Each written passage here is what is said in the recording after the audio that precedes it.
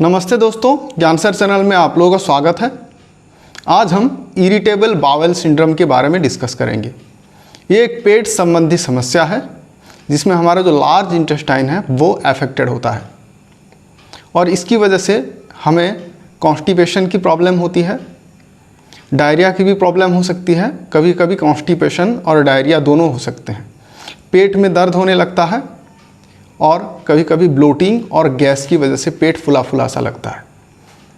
और ये एक ऐसा कंडीशन है जो काफ़ी दिन तक रहता है, महीनों तक भी कभी कभी रह सकता है, क्योंकि एक क्रोनिक कंडीशन है और हर महीने में कम से कम 1 वीक का ये सारे सिम्टम्स दिखाई देते हैं।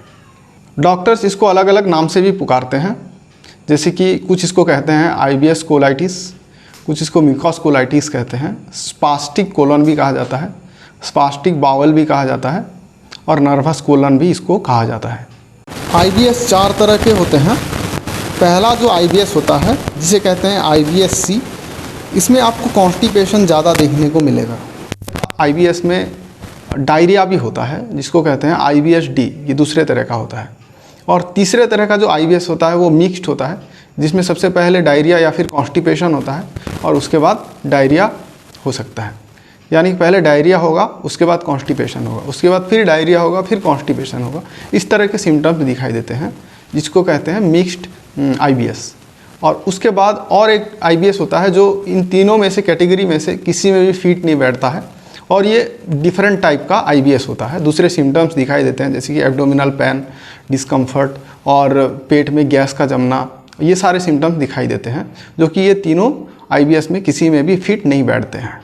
IBS कोई लाइफ थ्रेटनिंग कंडीशन नहीं होता है, इसमें जान का खतरा बिल्कुल नहीं होता। ये कोई क्रोन्स डिजीज़, अल्सरेटिव कोलाइटिस या फिर कोलन कैंसर जैसा बीमारी पैदा नहीं कर सकता, लेकिन ये आपके आम जिंदगी में कुछ तकलीफ़ें दे सकती है। जैसे कि आप अगर स्कूल जाते हैं, ऑफिस जाते हैं या फिर कोई भी काम करते हैं तो आपको ये तकलीफ़ दे सकती है, क्योंकि पेट में दर्द होता है और दूसरे भी अलग अलग तरह के सिम्टम्स दिखाई देते हैं। IBS के टिपिकल सिम्टम्स के अलावा IBS में आपको एंजाइटी, डिप्रेशन, नौसिया मतलब वोमिटिंग जैसा फील होना और उसके साथ साथ कभी कभी पेशाब भी ज़्यादा आने की समस्या होती है। ये भी अलग अलग तरह के सिम्टम्स होते हैं IBS के। IBS अक्सर देखा गया कि महिलाओं को ज़्यादा होता है और 19 और 20 साल के लोगों को या फिर 40 साल की उम्र के लोगों को ज़्यादा पाया गया है।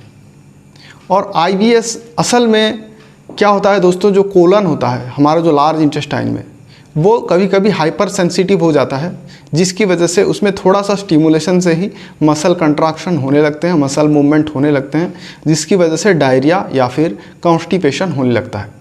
लेकिन अलग अलग साइंटिस्ट का अलग अलग मानना है, अलग अलग वजह होते हैं जिसकी वजह से IBS हो सकते हैं, लेकिन अभी तक कोई नतीजे पर पहुँचा नहीं गया है जिसकी वजह से IBS होता है। एक अलग अलग थ्योरीज हैं जिसकी वजह से माना जाता है कि IBS होता है। और कुछ लोगों का मानना ये भी है, क्योंकि ये महिलाओं को ज़्यादा होता है पुरुषों के मुकाबले, तो कुछ लोगों का मानना ये है कि महिलाओं में जो हार्मोन्स होते हैं, रिलीज होते हैं, वो रिस्पॉन्सिबल है IBS के लिए। IBS का कोई खास डायग्नोस्टिक टेस्ट यानी कि पहचान करने के लिए कोई खास लैब टेस्ट नहीं होता है। डॉक्टर्स देखते हैं आपके सिम्टम्स IBS के सिम्टम्स के साथ मैच करते हैं कि नहीं।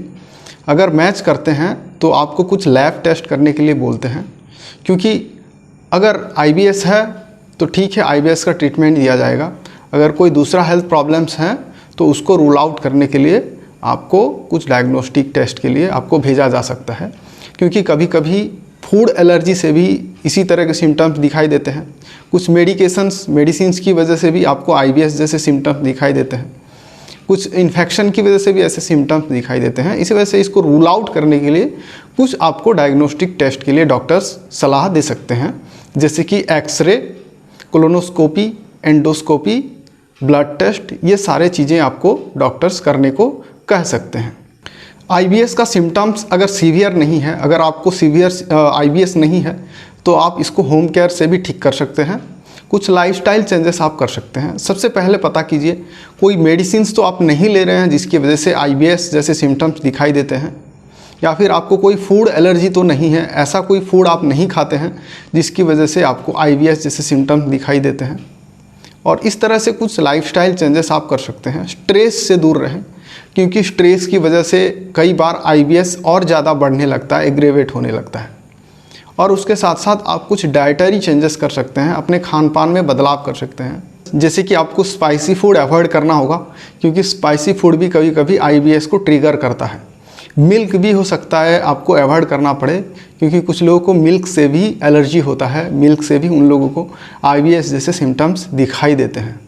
और उसके अलावा आपको कैफ़ीन भी अवॉइड करना होगा, कैफ़ीनेटेड ड्रिंक्स जो भी होते हैं वो आपको अवॉइड करना होगा। और आपको वाटर इनटेक को बढ़ाना होगा, पानी ज़्यादा से ज़्यादा पिएं, इससे भी IBS धीरे धीरे ठीक होने लगता है। ऐसे फूड का कंज्यूम करें जिसमें फाइबर ज़्यादा मौजूद हो, फाइबर की मात्रा जिसमें ज़्यादा हो, उसी तरह का फल या फिर सब्जी अपने डाइट में इंक्लूड करें। और इस तरह का लाइफस्टाइल से, इस तरह का खान पान से आप काफ़ी हद तक IBS को ठीक कर सकते हैं। हो सकता है कि IBS पूरी तरह से आपका ठीक हो जाए।